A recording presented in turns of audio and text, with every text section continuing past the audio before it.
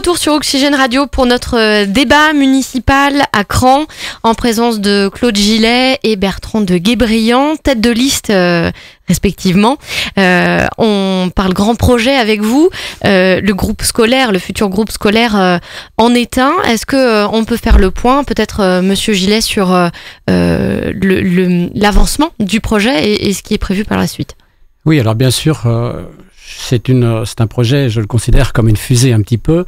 Nous avons déjà travaillé en amont, à savoir, il y a eu 2 étapes, si je puis dire. La première étape, c'était le regroupement des écoles maternelles. La deuxième étape, c'était le regroupement des écoles élémentaires. Donc la troisième étape, c'est pour septembre 2021. Donc cette fois, c'est le regroupement des écoles maternelles et élémentaires. Chacun sait qu'à la base, il y avait 4 écoles publiques à Cran. Donc désormais, il n'y aura plus qu'une école publique à Cran, donc qui regroupera, à savoir les maternelles et les élémentaires. Est-ce que c'est un projet qui a été compliqué à mener? Est-ce que c'est satisfaisant dans la forme qu'il prend aujourd'hui? Alors très honnêtement, c'était un très beau projet. J'étais très heureux de le piloter. C'est un projet qui demande beaucoup d'énergie. Nous avons fait beaucoup de réunions. J'en suis ravi parce que finalement, c'est accepté à 100%.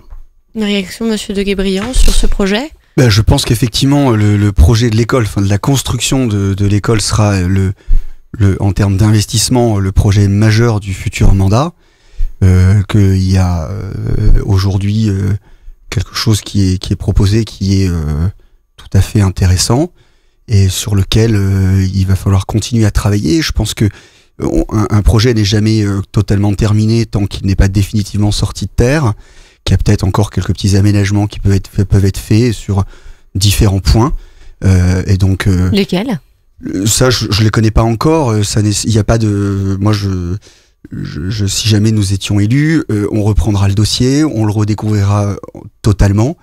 On en connaît les très grandes lignes, mais on le maîtrise pas totalement et c'est logique. Et donc après, peut-être qu'on sera amené à faire à la marge des petits aménagements, ce que je disais tout à l'heure. Mais je pense que c'est effectivement un beau projet pour la ville de Cran et qui est important et intéressant pour l'avenir de nos enfants. Que faire des bâtiments qui seront laissés vacants? Bertrand de Guébriant. Eh bien écoutez, d'abord, il faut déjà que le projet se termine, que les élèves soient installés dans la nouvelle école. Lorsque ces projets, effectivement, lorsque tout cela sera fait, il sera temps même si on peut l'anticiper un peu, de se poser la question.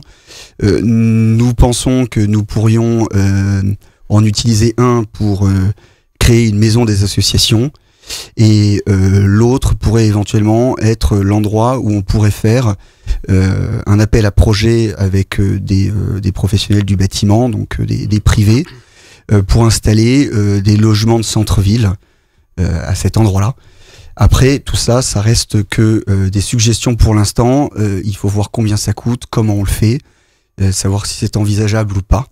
Et donc, il serait prématuré de dire que c'est forcément cela que l'on fera. Claude Gillet, qu'est-ce que vous feriez de ces locaux? Écoutez-moi, c'est très clair parce que nous sommes très déterminés. Pour ce qui est de Boris-Vian, donc situé en centre-ville, nous entendons créer la maison des associations afin de remédier au manque de salles communales et faciliter le lien social. Chacun sait qu'un centre-ville a besoin de vivre, donc l'école étant disparue, si je puis dire, donc il nous faut ramener de l'animation et les associations donc y trouveront leur bonheur. Pour ce qui est de l'autre école Henri Matisse, pour l'instant, nous n'avons rien déterminé puisque ça nous laisse quand même un petit peu de temps. Voilà, donc derrière cela, donc je peux vous dire que tout près de l'école Boris-Vian, donc sera menée une réflexion aussi, donc dans le centre-ville, une réhabilitation, un îlot d'habitation aussi pour rapporter du logement dans le centre-ville. Au-delà du grand projet du groupement scolaire, vous, Monsieur de Guébriant, par exemple, quel serait le projet que vous voudriez mener à bien si vous étiez élu demain maire de Cran? Alors on l'a un petit peu évoqué tout à l'heure déjà, on a parlé de la voie 12 qui traverserait Cran d'est en ouest. Et accolé à cela, il y a bien évidemment aussi la rénovation de la route de Château-Gontier qui sera nécessaire, qu'il faut repenser en termes de réduction de vitesse, de stationnement, de trottoir et de déplacement également, mais on l'a déjà dit, à vélo et piétonnier. Et vous, monsieur Gillet, quel sera le grand projet porté par votre liste si vous étiez réélu? Alors, je crois qu'il y en a plusieurs, bien sûr, parce que je l'ai évoqué tout à l'heure, la réflexion, effectivement, qu'on a déjà commencé sur la route de Château-Gontier sera poursuivie. Ça, c'est une chose. Donc, j'ai dit également qu'il y aura de projeter un îlot d'habitat au cœur de la ville. Et puis, je pense qu'aussi, on va accélérer notamment tout ce qui est réhabilitation des voiries communales dans tous les secteurs. Aujourd'hui, nous avions injecté, si je puis dire, à l'année, en voirie, un budget qui se situe entre 130 et 140 000 euros. Demain, nous allons porter ce budget-là à environ 200 000 euros. Donc voilà, ce sont des gros projets. Et je rappelle que notamment tout ce qui concerne les voiries, donc ça a fait l'objet d'une audit auprès de la société Géoptis qui nous a relevé nos 36 km de voiries. Donc ainsi ont été notées toutes nos rues et donc avec une note attribuée. Et ça nous permet justement de nous organiser et de planifier très réellement des travaux tout au long du mandat. Sur les autres projets, il y a la question de l'hippodrome qui revient souvent à Cran. Qu'est-ce qu'on fait avec cet hippodrome? Il y a un projet d'agrandissement, a priori, de ce que dit le directeur de l'hippodrome, refusé par la mairie. Vous, Claude Gillet, qu'est-ce que vous feriez de cet hippodrome si vous étiez réélu? Bon, alors déjà, dans les grands projets, je voudrais quand même rajouter que il y a le PLU, hein, chacun sait, il y a le plan local d'urbanisme. Et le plan local d'urbanisme, c'est d'abord pour répondre au mieux aux besoins des habitants. Hein, ça, c'est une chose très importante. Alors, vous évoquez l'hippodrome. Pour ma part, je ne vois pas. La mairie de Cran n'a jamais refusé quoi que ce soit. Je dirais que la mairie de Cran n'est pas contre l'entité champ de course. Donc, on appelle très souvent la société des courses. Je dirais que la société des courses n'a pas de caractère commercial. Elle a un caractère d'association, loi 1901. Donc, depuis le départ, je confirme et redis sans cesse que nous sommes, pour un dévoiement raisonné et non un contournement onéreux, et ça pour le bien commun du territoire. Mais donc, si je peux me permettre là-dessus, il me semble qu'effectivement, avec le conseil départemental, il avait été proposé une autre solution de voie, mais qui, pour des raisons... on parle de route, hein, je précise. Oui, on parle de route, ouais. Cette voie n'a pas pu être faite et donc il semblerait que le projet porté actuellement par la communauté de communes soit celui qui soit le plus envisageable pour pouvoir permettre à la fois à la zone économique qui se situe route de Segré de se développer d'une part et également donner la possibilité effectivement à la société des courses de Cran, qui est une initiative privée, de pouvoir aussi faire cet agrandissement. Ce qui permettra également quand même, parce que l'hippodrome est quand même quelque chose qui permet à la ville de Cran de rayonner sur le plan local, mais aussi régional, voire national. Et il me semble important de pouvoir les aider à réaliser leurs projets. Et la création de cette zone permettrait, et donc de cette voie, permettrait de faire les deux. Ce qui nous semble, nous, important. Oui, alors je reviens tout simplement sur le dévoiement. En fait, c'est pas moi qui l'ai inventé, parce que c'était porté par dit que vous l'aviez inventé, hein. Le conseil départemental. Alors, je voudrais quand même rappeler à M. de Guébriant que faut pas mélanger non plus les compétences. Tout ce qui a trait à la compétence économique, donc ça dépend de la Comcom. Le maire de Cran donc n'a une compétence que sur les commerces de sa ville et n'a pas de compétence sur les décisions, notamment des zones. Pourquoi est-ce que ça bloque aujourd'hui, en fait, finalement, M. Gillet? Alors, c'est un sujet que j'aime bien évoquer parce que de toute façon, à chaque fois, effectivement, le maire de Cran est considéré comme le bloquant dans ce dossier-là. Or, je ne bloque rien du tout. Parce que, de toute façon... Il y a quand même un problème d'échange de terrain, on va écouter M. Gillet. Mon prédécesseur, si vous voulez, en plus, avait transformé le PLU, c'est-à-dire le plan local d'urbanisme, et des terres qui étaient affectées en zone économique ont été remises en zone agricole. C'est pas moi qui l'ai fait. Et puis je dirais que dans cette affaire-là, au-delà de l'aspect financier qui est quand même très très important, parce que je voudrais quand même expliquer que si le dossier se réalisait, c'est quand même, je l'ai dit, si ça avait été un dévoiement, je crois que grosso modo on peut annoncer une enveloppe de l'ordre d'1 million.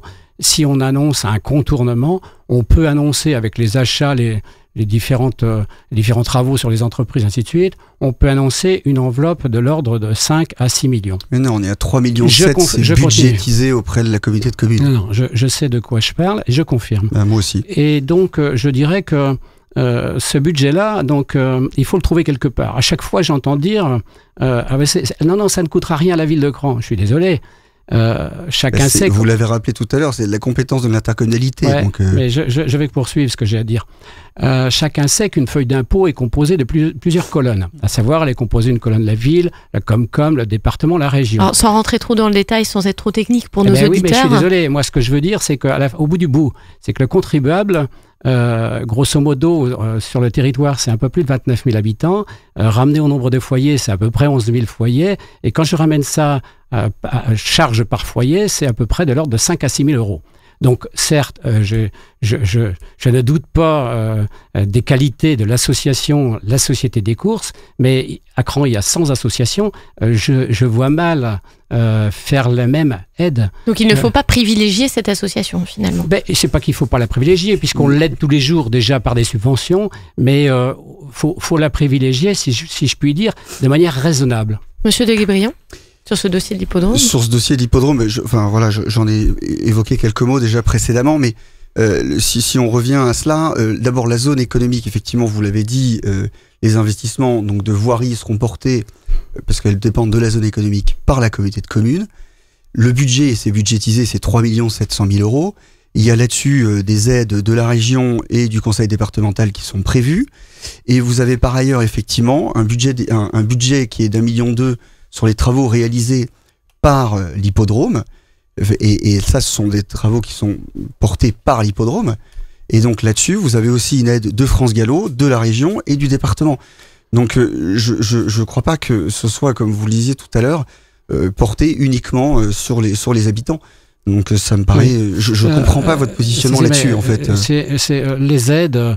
Guébriant, vous apprendrez que les subventions, même si elles tombent du ciel, quelque part, à la base... Elles tombent pas du ciel, on les demande. À la base, il faut quand même bien qu'elles soient perçues. Et donc, elles ne peuvent être perçues qu'elles émanent de l'État, de la région, du département. Il faut quand même que les contribuables abondent. Au-delà de cet aspect-là, il y a quand même tout l'aspect aussi qu'on a écarté, tout l'aspect environnemental. Moi, vous savez, j'étais à une réunion il y a 48 heures à la Chambre de commerce. On m'a dit surtout, on m'a dit aux candidats, on nous a dit surtout réfléchissez bien aux zones industrielles existantes, ne laissez pas les friches, surtout essayez d'exploiter l'existant. N'allez pas, entre guillemets, pour le plaisir, consommer des terres agricoles. Donc moi, personnellement, je défendrai ce côté environnemental. Je ne suis pas là en tant que consommateur de terres agricoles.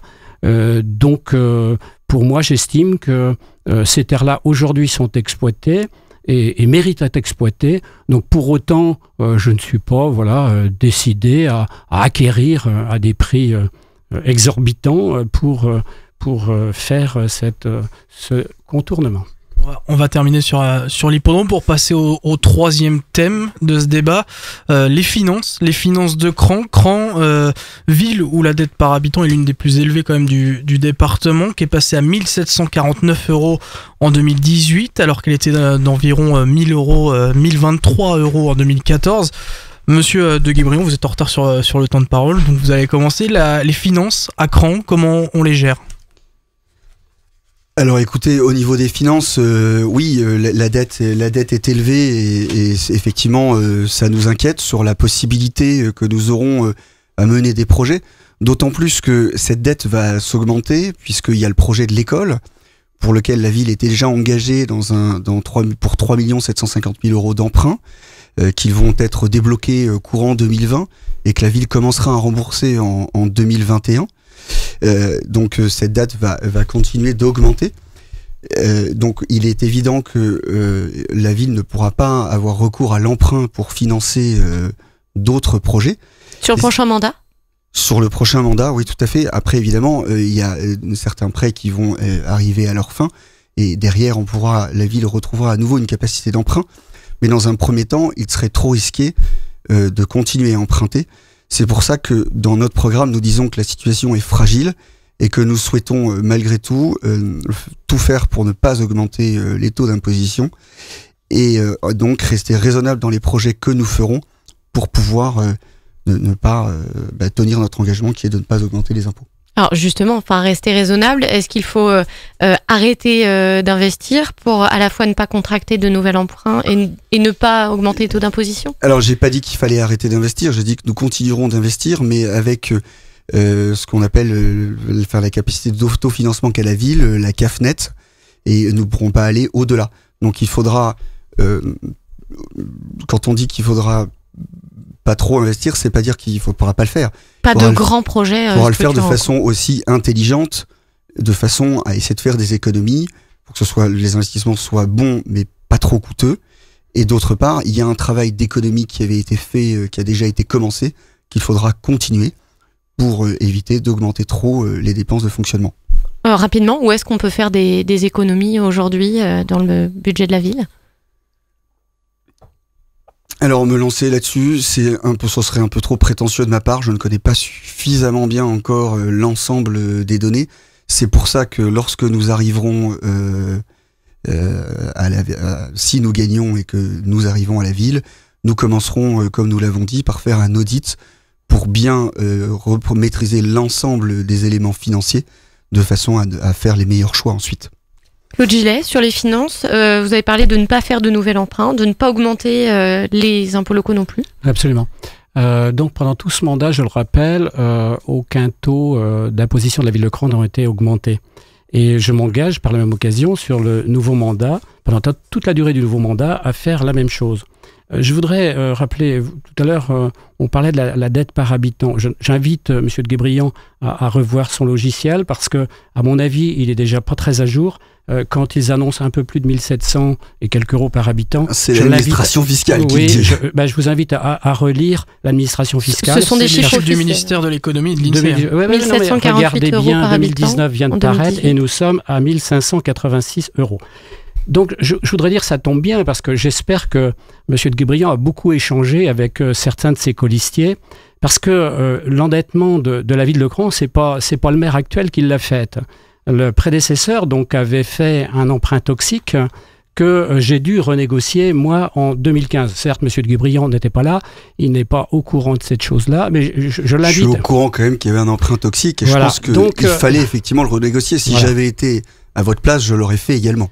Donc, et maintenant, je vais vous expliquer. C'est vrai que quand on renégocie, vous savez qu'un emprunt qui était à 29%, il nous a fallu... Je crois que nous n'avons jamais payé jusqu'à 29%. Nous avons été à 7% maximum. Oui. Moi, que nous avons payé. Il était à 29% le jour où je l'ai renégocié. Et puis, on a réussi à le ramener à 3%. Et finalement... l'IRA, vous savez ce que c'est? C'est l'indemnité de remboursement anticipé. Elle a été évaluée à 4 millions d'euros, plus de 4 millions d'euros. Moi, il me semblait que c'était 3,8 millions. Oui, peut-être. Avec un fonds de compensation de l'État de 2 millions. Absolument. Eh bien, si vous voulez, malgré le fonds de compensation de l'État, je vous l'accorde, mais il y a quand même 2 millions qui s'en vont à la poubelle. Et donc, quelque part, le contribuable aura à payer plus de 4 millions d'euros. Donc, effectivement... Je vous l'accorde, en 2014, nous avions un montant d'endettement qui était de l'ordre de 4 800 000, mais il a été porté par le remboursement, par cette négociation, si vous voulez, de l'emprunt toxique qu'avait fait mon prédécesseur et des colistiers, et de vos colistiers, donc a été porté à plus de 9 millions d'euros. Alors, j'avoue qu'effectivement, ça change la donne. Mais si j'enlevais aujourd'hui cet emprunt toxique, M. de Guébriant, moi j'ai fait les comptes, en tenant compte du fonds de soutien et de l'emprunt toxique écarté, je serai à 968 euros par habitant. Donc voilà. Enfin, donc c'est très facile de faire porter ça au maire actuel. Je suis désolé, ce sont les conséquences du mandat précédent dont faisaient partie certains de vos colistiers. On va laisser M. de Guébriant répondre puisqu'il y a un peu de retard sur le temps de parole. On ne le fait pas porter, c'est pas vous qui portez cela puisque vous l'avez pas fait. Il fallait effectivement, comme je vous l'ai dit tout à l'heure, bien évidemment renégocier ce prêt, qui était un prêt, effectivement, vous l'avez dit, toxique. Je rappelle que la ville de Cran n'est quand même pas la seule à être tombée dans ce piège. Il y a de nombreuses collectivités locales qui sont tombées dedans. Et certes, effectivement, il y avait des indemnités de sortie qui étaient importantes. Au passage, la ville s'est quand même endettée d'1 million d'euros de plus pour pouvoir financer d'autres projets. Et donc, alors peut-être que c'était nécessaire pour pouvoir renégocier, mais on a quand même engagé encore 1 million de plus, quoi. Ouais. Donc ça fait quand même beaucoup d'argent aussi. Oui. Non, mais vous l'avez parfaitement dit. C'est très bien d'ailleurs, au moins vous le reconnaissez. Effectivement, on a emprunté 1 million de plus, mais vous savez que les banquiers, pour avoir des taux préférentiels, parfois il faut aussi emprunter un petit peu plus. Donc c'est ce que nous avons fait sans aucune difficulté et voilà, à partir du moment où on obtenait un taux préférentiel, c'était parfait. On va conclure sur le sujet, quand même préciser messieurs. Sur les finances quand même quelque chose de très important, parce que c'est un événement qui s'est produit sur ce mandat-là et pas sur les autres. Les dotations de l'État ont baissé et ont baissé de l'ordre de 200 000 euros par an. Et c'est pas sur un mandat, c'est 1,2 million 200 000 euros de dotation en moins de l'État, et c'est très important. Le mot de la fin sera pour Bertrand de Guébriant, qui est un petit peu en retard, il me semble. Si on peut juste effectivement conclure sur la partie financière. Donc nous, on pense que cet argent qui a été emprunté en plus, c'était très bien, mais il aurait pu servir à financer d'autres projets que ceux qui ont été financés. Parce que nous pensons que ça a permis notamment de financer la salle du Pré-Neuf, qui était au démarrage un projet qui devait coûter 400 000 euros, qui était certes attendu puisque vous l'aviez annoncé dans votre programme, mais je pense que le projet est allé beaucoup plus loin que ce qu'il était prévu à l'origine, et il n'était pas forcément nécessaire d'aller aussi loin, et cet argent-là, normalement, aurait pu peut-être permettre de faire d'autres investissements sur la voirie, etc. Merci messieurs d'avoir participé à ce débat. Bertrand de Guébriant, Claude Gillet, et restez à l'écoute sur Oxygène Radio. Prochain rendez-vous demain avec Secret en Anjou Bleu.